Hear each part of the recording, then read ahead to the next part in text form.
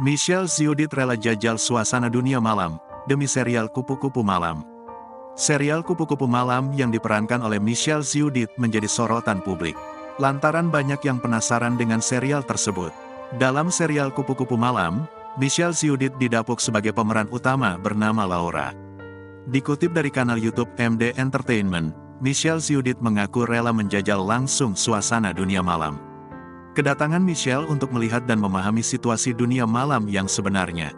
Tentunya juga untuk mendalami perannya sebagai kupu-kupu malam. Kita langsung ke tempat dunia malam versinya kupu-kupu malam Laura, beber Michelle. Jadi benar-benar kita langsung ke lapangan.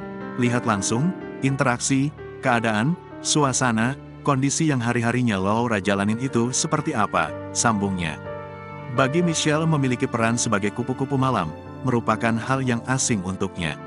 Untuk bisa mendalami peran sebagai kupu-kupu malam, Michelle harus mengikuti workshop dahulu. Ia itu salah satu pendalaman tim lapangan yang asing buat Michelle, jadi Michelle perlu workshop. Karena banyak keterbatasan dari aku sendiri. Jadi kita memang ada workshop beberapa hari untuk melihat dan mencari referensi, terang Michelle.